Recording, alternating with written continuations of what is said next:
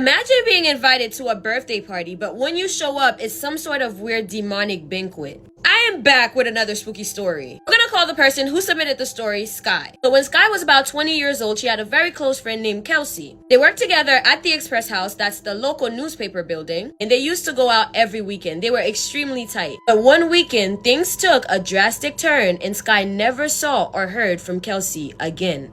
So one day, Kelsey invited Sky to her mom's birthday party. And Sky was excited to go because she's always heard that, Kelsey's family liked her. But she never had a chance to meet them before. So Kelsey tells her to get there before 8 p.m. and not a second later, or she wouldn't be allowed inside. Now, Sky did think that was weird, but y'all know Trinbagonians. They never show up on time. Ever. Anyway, to respect Kelsey's wishes, Sky shows up around 7:50 p.m. And before Sky can even knock on this door, Kelsey snatched the door open and dragged Sky inside. And Sky, being confused and a little scared, she's like, "Girl, what the hell's wrong with you? Why are you dragging me like that?" Kelsey just laughed and said she was just excited to see her. But Sky felt that something was off. So Sky is looking around and she notices that the room was dark, no music was playing. She asked her if the party was over or canceled. Kelsey said, "Nope, you're right on time." That's when Sky looked around and noticed everybody in the room was dressed like royalty. The women were in cocktail and evening gowns, the men in full-blown suits. There was a long, beautifully decorated table in the center of the room, wine glasses, bottles of alcohol. The whole setup looked like it was made for a queen. Even Kelsey was in her finest clothes. But then, here goes Sky in shorts, crop top, and some sneakers, thinking she was going to a backyard lime. All eyes were on her. She never felt so uncomfortable in her life. And Kelsey leans in and tells her, this isn't a party, it's a banquet. That's when things got really strange. She took her to a seat in the back corner and told her to enjoy the night. About an hour, maybe an hour and a half in, something happened. A man dressed more impeccably than everyone else sat at the head of the table and began to laugh. But it wasn't like a normal laughter.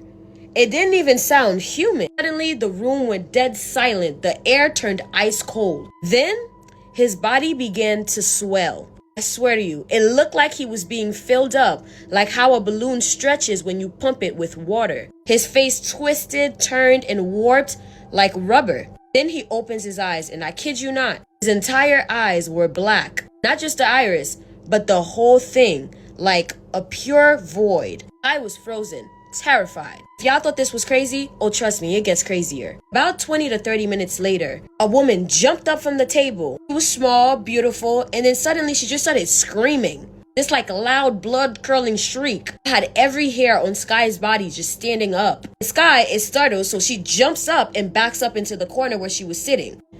Biggest mistake of her life.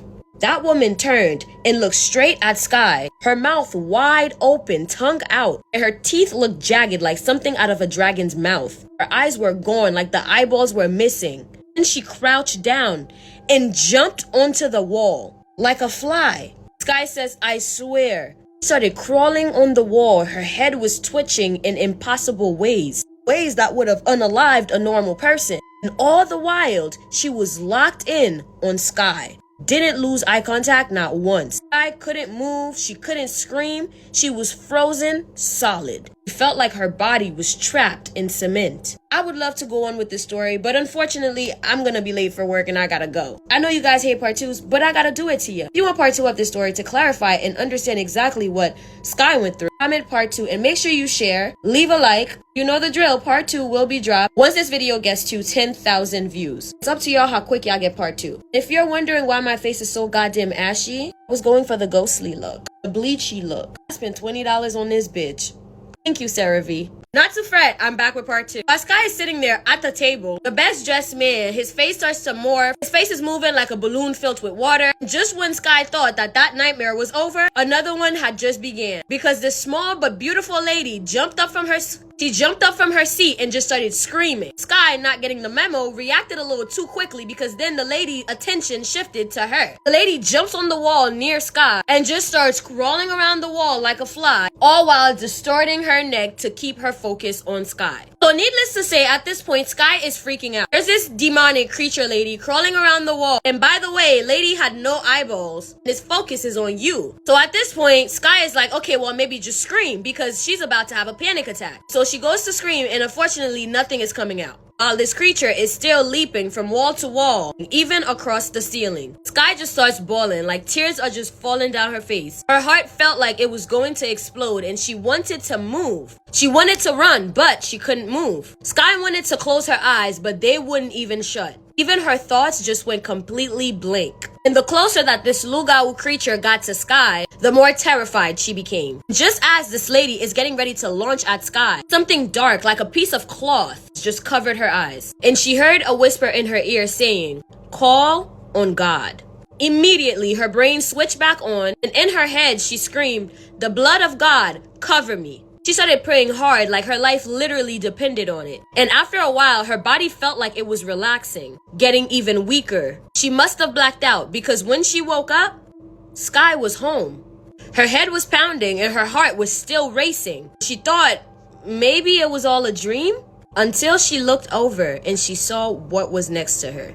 Next to her was a note written in red ink, and it said, and I quote, "Until I die, you cannot speak of it. If you do, you'll suffer a fate worse than death." Sky said she never spoke of that night until now. She said she never saw Kelsey again after that. Never heard from her either. 4 years ago, Kelsey passed away. Sky is only now breaking her silence. Wow. Part 2 was worth the wait. If you haven't already, make sure you're following me on TikTok for all things spooky. Spooky stories, opinions, magic, I don't know. Make sure you're following me, especially if it ain't your first time seeing my face.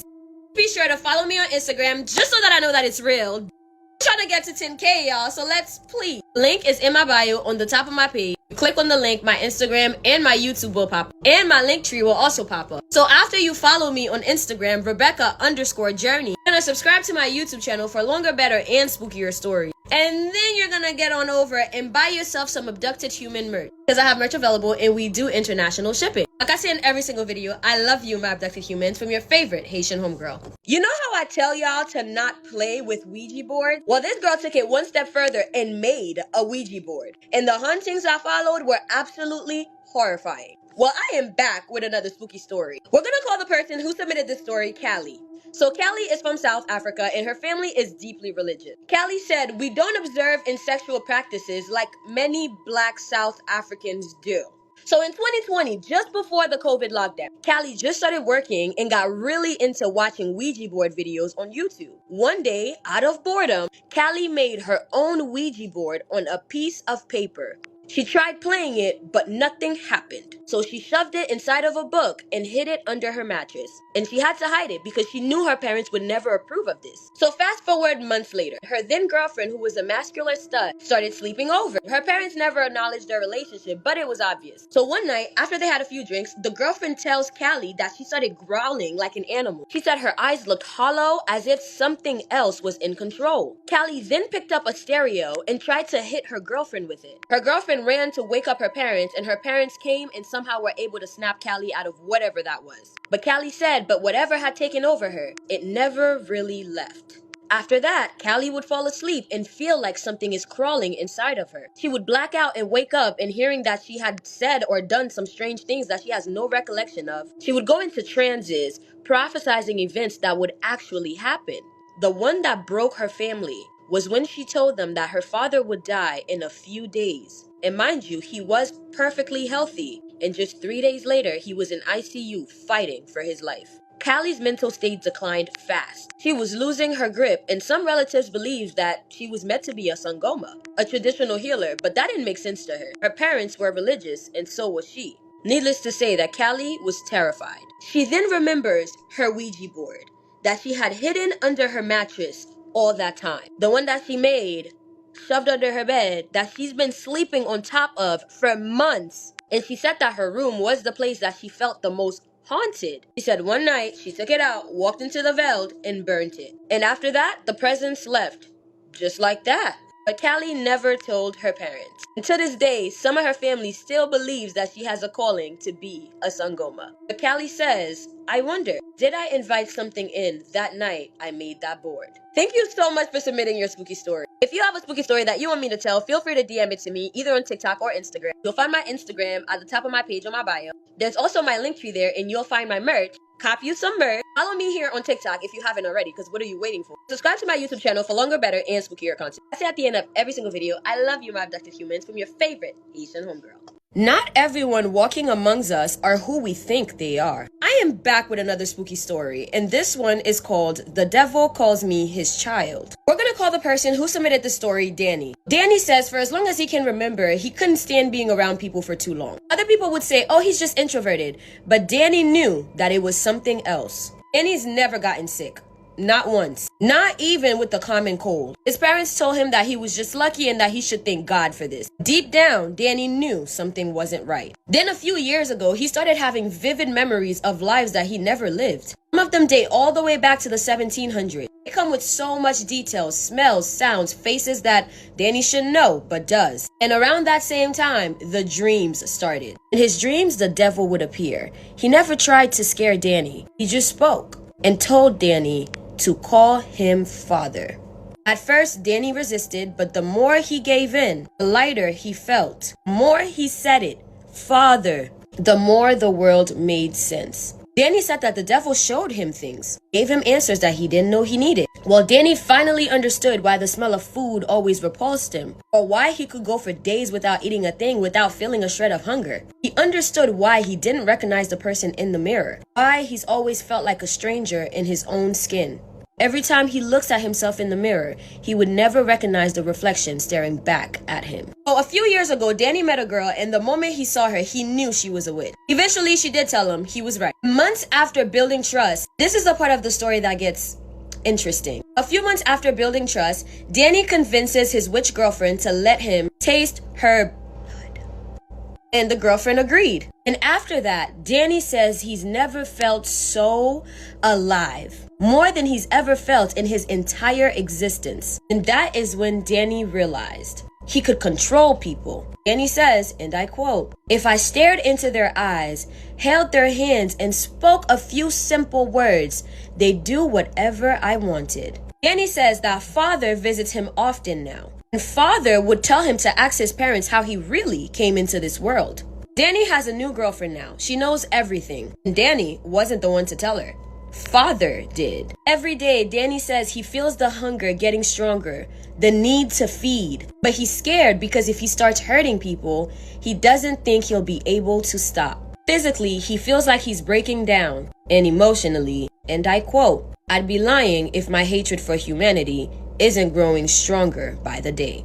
Wow. Thank you so much for submitting that story. If you have a spooky story that you want me to tell, please feel free to submit it to me, either in my TikTok or my Instagram DM. Please be sure to follow me on Instagram just so that I know that it's real. Please, it's Rebecca_Journey for better content. And because I'm so close to 9K, please. The link is at the top of my page, and there you will also find my YouTube channel where you better subscribe for longer, better, and spookier story. I post twice a week on YouTube. Check out my Linktree where I have merch currently available. Like I say at the end of every video, I love you, my abducted humans, from your favorite Haitian homegirl. Oh my goodness, it is the first episode of Baddies, and Summer, you're getting canceled already. The definition of no decorum. And Zeus, I understand y'all's trending right now, but not for the good reasons. For a black-owned media company to release something as insensitive as she said, what the fuck, Zeus? If you don't know what I'm talking about, in the first episode of Baddies Africa, Bummer Ass is gonna say, in reference to one of the girls' faces, I'm pretty sure she was referring to Ivory's face because Ivory had a black eye, and she said her face looked like Emmett Till's.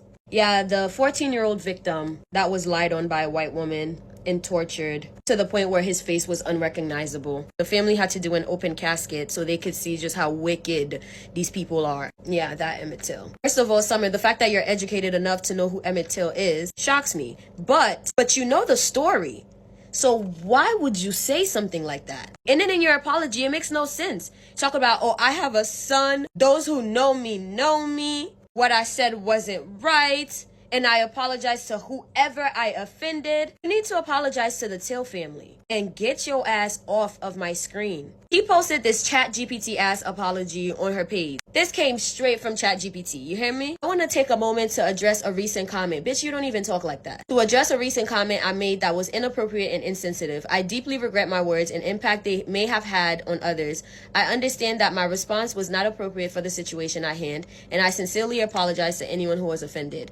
As someone who is still new to the world of television in public life, I am committed to learning and growing from this experience. I recognize the importance of being mindful and respectful in all situations. I am dedicated to doing better and moving forward. Thank you for understanding and supporting as I strive to be a better person and contributor to the community. Sincerely, Summer None Other. Unfortunately, I just don't see how you could ever become a contributor to the community. You or Zeus Network at that. And I knew they were gonna do this shit, but I saw in the trailer when they went to go do charity and they had like all the poor kids in the videos. I'm like, y'all are this is exploitation. This is so disgusting. Y'all go to Africa and make a fool and a mess out of yourselves and go to children adoption home and boo-hoo cry because look how poor the people in Africa are. Zeus Network, you are a disgrace. Who the fuck in Africa allowed them to do this? On a different note, on the first episode when them bitches was thumping, going into the second episode, did y'all see how them dancers was looking at them? Them dancers that were there were so uncomfortable. First of all, Summer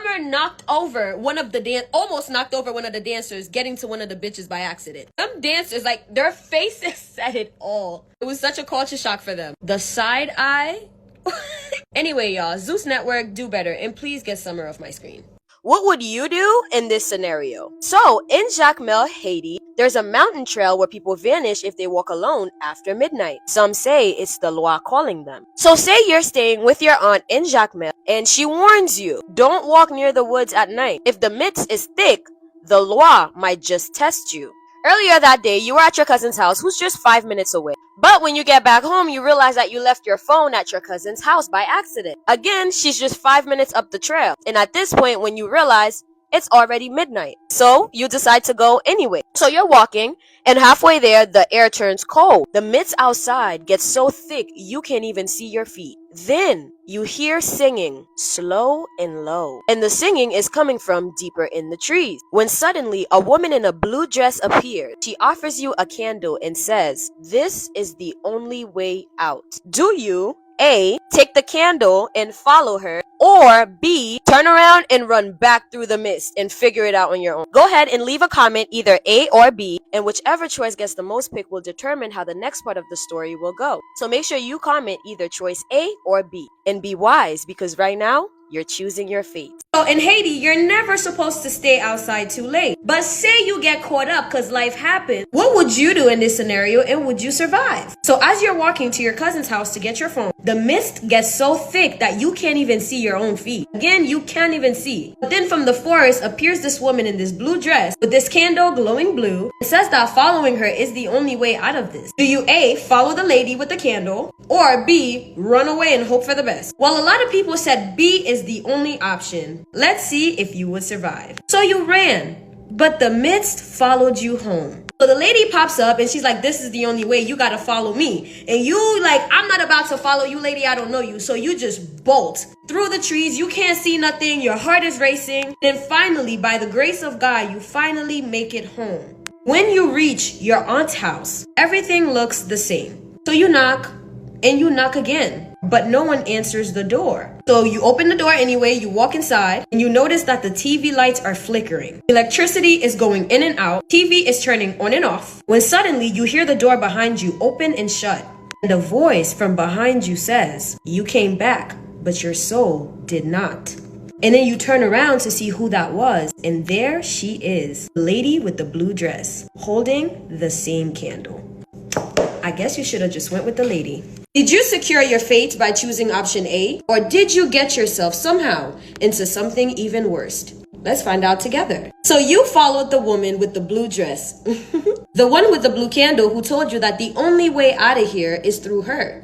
So instead of freaking out and frantically running away, like option B people would do, you decided to follow the lady. So you follow this woman down this narrow path through the forest, and whole time she did not speak. She just walked. In one hand was a cane with twisted wood, and on the other was holding the candle with the blue glowing light. Eventually, she led you to a secluded clearing with a small altar made of stone, skulls, and rusted metals.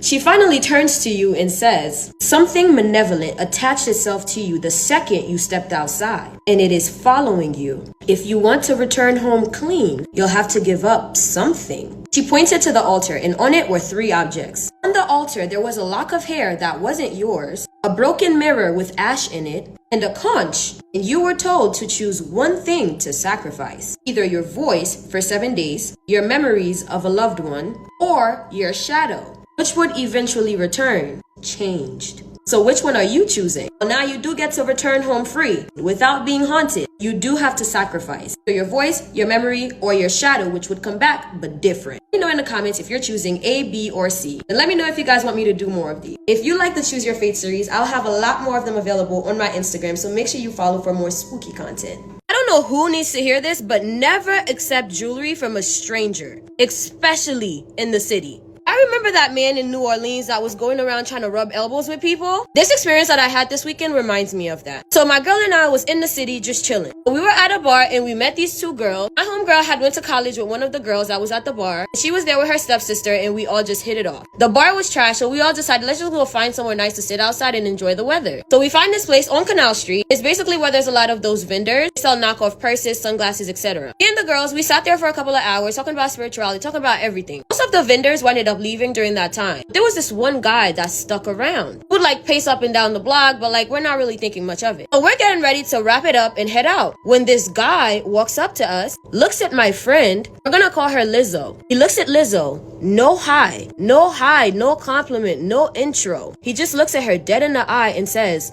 "I have a gift for you." In his hands, he was holding this bracelet. He opens the bracelet, and the second he does that, it's like time just slowed down. It's like I was suddenly stuck in a dream. Everything seems loopy. And without thinking deep into it, she holds out her wrist, and he puts the bracelet on her. The whole time, y'all, my chest is tight. I can't breathe.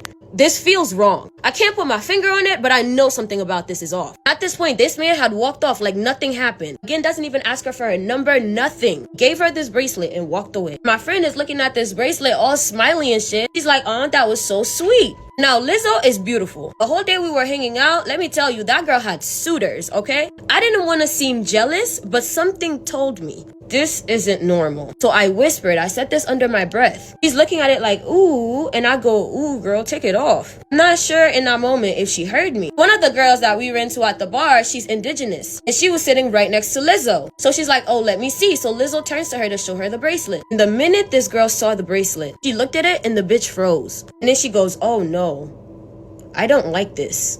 And immediately starts freaking out because this reminds her of what happened to her in New Orleans with a similar situation, and she almost died. And in that moment, I knew it wasn't just me, so I said louder, "You need to take that off." Without hesitation, homegirl takes off the bracelet. Now the thing is, everything happened so fast. The total time that she had on that bracelet had to be 30 seconds to a minute. Well, she took off the bracelet, and that's when her wrists start burning. The exact placement where she clasped the necklace off were red bruises and what looked like welts starting to form. This story, unfortunately, does not end here as we were haunted in the city. If you want to hear how this horrifying story escalated, leave a comment for part 2. And make sure you're following me for more spooky content. If you're wondering about the mask on my face, it is the bio dance mask. Reading is fundamental. I was supposed to do this overnight, but it's supposed to dry clear in 3 hours. And it's starting to dry on the side. But you know what? I had to come out and do a story for y'all looking like this. Like I say in every single video, I love you, my abducted humans, from your favorite Haitian homegirl. So the indigenous girl asks Lizzo to see the bracelet. And Lizzo turns around and shows it to her. And the minute this girl sees the bracelet, like she literally froze. Says, oh my God, I don't like this. And the minute I heard Shorty say that, that was my cue. To say out loud, take that shit off. At that point, I'm not being a hater. So as Lizzo is taking it off, the girl with the Palo Santos offers to sage it for her. You know, maybe let's just sage the bracelet and it's gonna be okay. Lizzo takes off the bracelet and hands it to the girl with the Palo Santo. So she takes the bracelet and starts saging it. And let me just say, from the moment that the guy opened the bracelet and put it on Lizzo, the best way I could put it is I felt haunted. It literally felt like I was in the middle of a time portal. Everything sounded muffled. Everything slowed down. Again, if you don't feel these things, I don't know how to describe the feeling. The best way I could put it is I felt watched and unsafe. So as the girl is saging it, she goes, ouch, looks down at her hands, realizes that where she touched the bracelet, both of her fingers were swelling up. I kid y'all not. Her fingers looked like they had just gotten burned. It looks like they were getting ready to form welts. Lizzo's just like, what the fuck? Did this guy just try to like poison us or like drug us with a bracelet? And I'm like, no girl, he was holding the bracelet when he came to you. He's the one who opened the bracelet and gave it to you. So if it had something on it, like drugs, would have affected him first. I think we're dealing with something else right now. We start walking away from that spot and she threw out the bracelet. And after she took it off and threw out the bracelet, you would think things should be done there. No. At this point, we're looking for a place to use the bathroom and the vibe is dead. It was the four of us hanging out. We all went from like talking, having a good time, to nobody is talking. But I'm feeling paranoid. My heart is beating out of my chest. And I just kept fucking remembering the creepy Louisiana man. And the girl with the polycental, she goes, this is why I carry sage with me, because in New Orleans, she had the exact same experience. Somebody gave her this beaded necklace out in New Orleans thinking that they were just being nice. She left it on, got home, and when she got there, she realized that she was haunted. Her friends who also accepted the beads from this guy were being possessed, running into traffic. She was losing her mind and had to go to an Obia person. She knows the dangers of this and she's just freaking out. She's just like, let's just find a place to use the bathroom and then let's just sage off. Y'all, we walk into McDonald's and this was the confirmation that we were being haunted. We get inside of McDonald's. I get to the bathroom. There's Christmas music playing in May. It's not your regular Christmas music. It sounds muffled, like, Santa Claus is coming down. Like, it sounds so intense. I'm washing my hands and I'm seeing things flash past me and I'm like, oh, hell nah. Hell nah. They use a bathroom. We leave McDonald's. We found a spot in the corner. Homegirl lights the Palo Santo and the Palo Santos just won't fucking light. It won't catch flame at all. Chaos starts happening all around us. There's a loudspeaker and out of nowhere, the loudspeaker just goes, go home, go home. While we're trying to light the Santos to sage Lizzo. Everything is overstimulated. So now the girls are like, maybe we should just stop and go home. I said, absolutely the fuck not. We're not leaving until Lizzo is saged. Everything that's happening right now is a distraction. It's to stop the saging from happening. You better light that goddamn Palo Santo. After like 5 fucking minutes, I swear to you, she gets this shit lit. And this is the last creepy part. And mind you, the Palo Santos, there's like flames coming out of it. So she goes and like does it around Lizzo's wrist. And the fire at some point is intensifying, like it's burning some shit. And then for a brief moment, me and the girl saging Lizzo have eye contact. And the best way I could describe it, we both felt something go poof. I was looking at her dead in the eye when whatever that thing was, fleed. Everything sped up again and everything was going normal as usual. We were looking at each other and she said, did you feel that? Yes. I felt the spirit evaporate. Lizzo felt it too. And the other girl that was there felt it too. After that, everything sped up. I was hearing things normally again. Nothing was muffled. I didn't feel like I was in this weird time loop. And I knew we had successfully chased away whatever the fuck that was. And then I told the girls that, you know, maybe it's best that when we get home, we all walk in backwards. And that was the story. Do not ever accept jewelry from strangers. If you guys want to hear the story about this girl who accepted this ring from this guy in Haiti and what happened to her, leave a comment because I might tell that story next. Y'all think this shit is a joke. And please don't make me beg. Go follow me on Instagram. At least get me to 8,700. I just need 3 more people to follow me on Instagram. The link is in my bio, and then you'll find my YouTube where you can subscribe for longer, better, and spookier stories. Let's do an unboxing. Thank you, Kofer, so much for giving me this box. Now, first of all, I do want to talk about the packaging because how cute is this? This is like your very own first aid kit, but like for skincare, which I think is like so cool. And also, their products are doctor approved, which is like even more unique. Now, their product typically... Usually their products are for people who suffer with cystic acne. Now, while I don't have cystic acne, I do have like your occasional breakouts. This explains it all to you: 1st, 2nd, 3rd, 4th, 5th, which is like the order in which you use these products. The product that I got, which would be the first product that you use, is this clay foam, which is you need a good cleanser. And Kofer definitely offers you a clay prime packed to foam cleanser. So I'm really excited about this one. First of all, I don't even want to ruin this packaging because it's just like so, I'm keeping this. So this is like this skin barrier solution. After you do step 1 and 2, you're going to go in with step 3, which is the Kofer Forever edition. And it's supposed to give it like a really nice, like soft finish. This is what I love about this brand, is that they thought about this like all the way through. So this is like a whole kit, right? Not only does it come with the products that is going to heal your cystic acne, but they also give you the products that will also help with the discoloration and hyperpigmentation. The Kofer Q-Pair solution, they got you. They got you, babe. They got you. This is their Mela Cream. So if you have that rough, hyperpigmented skin, now this one right here is the joint for you. Now, I'm sure that you can buy these products individually, but it makes more sense to get the kit because it comes with literally everything that you need. What I will also say is I'm applying the SOS system to my face right now. This literally feels so soft, like it's my hands are gliding across my face. Okay, your skin's first aid kit, the solution that your skin should turn to when it's most sensitive.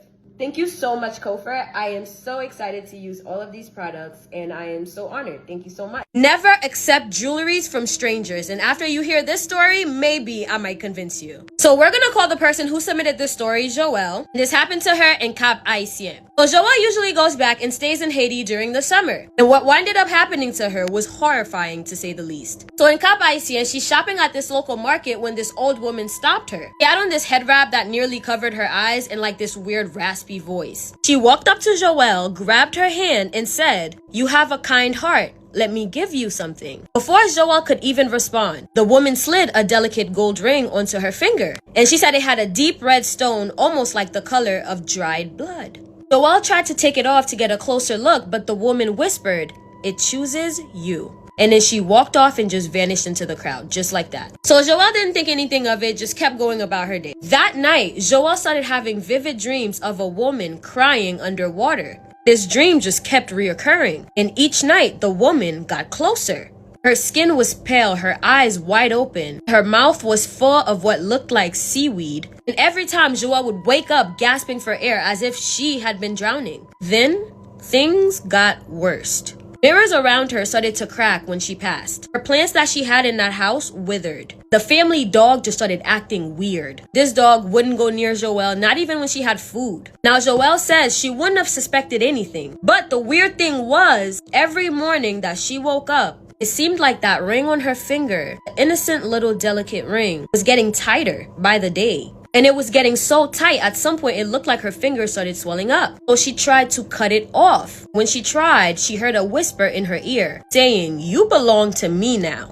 And accepting this little ring went on to cost Joelle so much of her life that seriously, you couldn't even predict what happened next. If you want to hear more about Joelle's hauntings, how she was able to successfully get rid of this ring and whatever energies came with it, you're gonna have to comment part 2. I might actually just drop part 2 on my YouTube channel before I drop it on here. So make sure you're subscribed to my YouTube channel. And follow me on Instagram just so that I know that it's real. And if you're wondering about my hair in these curls, Tamish Beauty.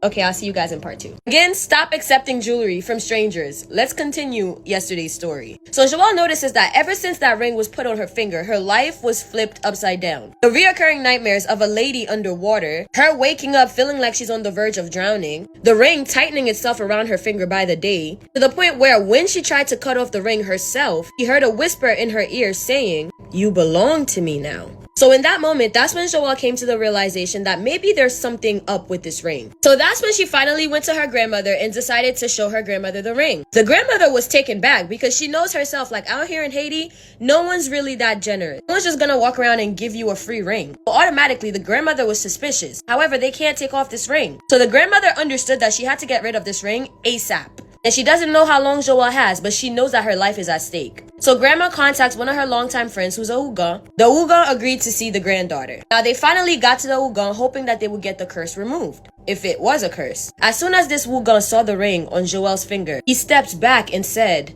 "That ring belonged to late Marilise. She was drowned by villagers after being accused of witchcraft. That ring was hers, and whoever wears the ring carries her rage." He says that he can't help her because Marilise is a malevolent spirit. He wouldn't know where to place this ring and he didn't want it in his possession. So the Ouija, knowing he can't help, turns them away, but leaves them with one piece of advice. He warned her, when she visits you in water, do not let her touch you. Next night, Joelle dreamt yet again that she was back at the beach, walking into the ocean, arms stretched out open, waiting for her to come in. Joelle says that she's feeling this urge, this pull to go to this lady. At this point, she knows that that's the dead lady, but she can't help it. She's walking towards this lady. As she gets closer to Marilise, she hits her foot on something, which triggers her to wake up. And y'all, when she woke up, she was soaked to the bone. Her bed was covered in water and sand. And the ring, right there on her finger, tighter than ever. Now, Joelle said that this ring drove her to do something that she thought that she would never have to do. Joelle said that she chopped off the whole finger. with the ring on it. And if you thought her nightmares ended there, it didn't, because she couldn't get rid of the ring that easily. If you want to hear what happened after she mutilated her finger, you're gonna have to comment part 3. This is the Haiti series. Stop accepting shit from people. And make sure you follow me on Instagram just so that I know that it's real. Duh. I'm trying to get to 8,800 people, so please get to it. Don't forget to comment part 3. I say in every single video, I love you but abducted humans from your favorite Haitian homegirl. Choose your fate. So say you just arrived in Cap Haitian for a family funeral. The strange things begin to happen the moment you step foot in that village. At night, the bells would ring from the hills, but no one would hear it. So, your story starts when your cousin picks you up from the airport and she's barely speaking. On your drive to your grandmother's village, he warns you, if you hear the bell at night, no, you didn't. Don't follow it, even if it calls your name. So that night after the funeral, everybody went to sleep, but you're a little restless. You're lying awake in bed and it's around 3 a.m. As you're chilling, here it is, the thing that people have been warning you about. It's 3 a.m., mind you, and the sound of a distant bell chimes from the mountains. At first soft, echoing. Then the sound of the bell gets closer and closer, where it sounds like the sound is coming from right outside your bedroom window. Then you hear a whisper, Rebecca, come, psst, Rebecca. So you get up and you notice that the door leading to the backyard is open. So you go to reach for the door. But you have 2 choices. Do you, choice A, open the door and follow the bells into the dark hills? Or choice B, where you slam the door shut, grab your phone, get up under that blanket, and call your cousin. Comment choice A if you would have followed the bell into the abyss, or choice B if you would have just shut that door closed, get up under that blanket, call your cousin, and just hope for the best. Now be careful which choice you choose, because your choice determines your fate. So you chose option B. How wise was that decision? So you noticed that the door leading to the backyard was open. So you shut that door, run back to your bed, and hide under the blanket. So then you call your cousin. Your cousin answers immediately, and he's panicked. And he says, you heard it? Lock the door, don't speak, and definitely do not answer if it knocks. You hide under the sheets, shaking in your boots, and moments later, there's a knock at your window. Then, a second knock. But this time, it's coming from the closet inside of your bedroom. Lights are flickering. You peek through the sheets. You could have sworn you seen a lady all in white standing right there. None of your business. You go back under the sheet and you remember what your cousin told you. Don't speak, don't answer, don't open anything. Then the knocking stops. Everything goes silent. Too silent. Suddenly, your phone lights up with a text. It's from your cousin. The message says, I'm outside, open up. And you panic because he just told you to lock everything up. But at this point, it's 4 in the morning. Pretty sure there's something in that closet in the room with you. A new choice. Do you, choice C, trust the text, you go and open that door because that's your cousin and he must be trying to save you? Or choice D, you don't trust that text, you turn off your phone, face that closet.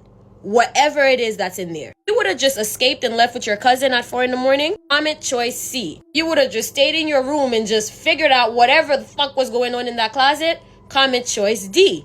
And be careful what you choose because your fate quite literally depends on this. So would you survive? Imagine this nice gesture turned into the biggest haunting of your life. This lady gives Joelle a ring in Haiti. She puts it on her finger, accepts it, doesn't think anything of it. Directly after her life starts going to shit. She's having nightmares and being haunted by this lady in her dream. She goes to a ouija, which is some sort of like spiritual healer, and she finds out that he can't even help her. And meanwhile, the whole time, the ring on the finger is getting tighter and tighter. So much so that it drove her to the finger off with the ring still on it because she can't take it off. Joelle thought since the entire finger was gone, the problem is solved. Ring is off and she should be able to sleep better at night. She buried the ring still with the finger out back and slept with a Bible under her pillow. What went from this lady nicely in her dream asking her to join her turned into this lady is full-blown chasing Joelle. She is chasing her and Joelle is very cautious not to let this lady touch her. Her instructed by the ouija. Well, one day this lady actually caught her. She caught her, held held her down to the ground, started choking her. Joelle says she kept screaming Jesus in her head, and by the grace of God, she woke up. Well, days leading up, she noticed that where she buried the finger, it had been dug up. And there's no need to wonder who dug it up or where the finger went, because the finger with the ring on it was found on Joelle's dresser. Now, her dreams of this lady would slip into reality as she started seeing this lady in her waking life. This lady telling her that she will never leave her alone, and that for as long as she has that ring in her possession, she's not going anywhere. Joelle says that it even went as far as her getting possessed. Her doing things that she has no recollection of doing, saying things that she has no recollection of saying, and waking up in random places that she doesn't remember going to. This was out of control and still cannot find a ouija that's powerful enough to do this. So Joelle finally decided that she has to do something selfish. Joelle was able to pry the ring then off of the mutilated finger and knew that she had to do the same to somebody else. If she didn't do this, she knew that her hauntings would continue. Joelle says she went out and tried to offer this ring to people, but it seems like everybody was just saying no. Obviously, some strangers are not accepting random gifts from people. So Joelle had to make a very difficult decision. She gave the ring to her next door neighbor as a birthday gift. Joelle said, well, her haunting stopped. She went back to the States, and it is not to be her concern what happened to the neighbor. Well, when she returned to Haiti that following year for the summer, she found out that that neighbor went insane. Thank you guys so much for watching this spooky story. If you were in Joelle's position, what would you have done? Would you have done something different? Or would you have harmed an innocent person to save yourself, knowing that this cycle has to continue? Thank you guys so much for watching this spooky story. If you want more spooky stories, feel free to subscribe to my YouTube channel for longer, better, and spookier stories. And follow me on Instagram just so that I know that it's real. Duh. Like I say at the end of every single video, I love you, my abducted humans, from your favorite Haitian homegirl. And while I'm on the topic of OCD, I don't drive. I have a fear of cars. I'm being vulnerable here. I must have been like 14 or 15 when I got into my first car accident. I remember we were on our way to Bible study camp. And mind you, the car that I was in was double parked. We were waiting for someone to come out of the house. And all of a sudden, boop, I'm chilling in the front seat of the car. Suddenly, we just propelled forward, the whole car. And it was so loud. I look over at the lady sitting next to me. I'm like, what just happened? Look behind us, and a van, them fucking ran into us, double parked. And you know, before I even had that situation, I heard so many stories of people being unalived from car crashes. I was like, yo, these shits are dangerous. And here we are, not even driving. The car hits us. From that day, I built a fear of cars. I'm 26. I have yet to be able to get over it. Every single time I get into a car, I'm fighting for my life. People don't know the silent war. Here I am sitting in the back seat and everyone is kiki laughing and I'm just like, we're just gonna die. We're gonna die. I had this friend who had this whoopty at the time.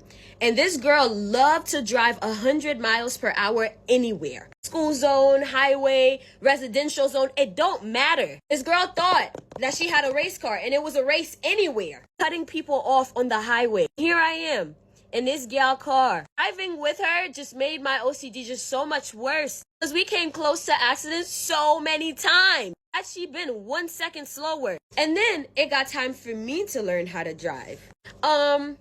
Things was going okay at first until it got interesting. I started confusing the gas for the brakes.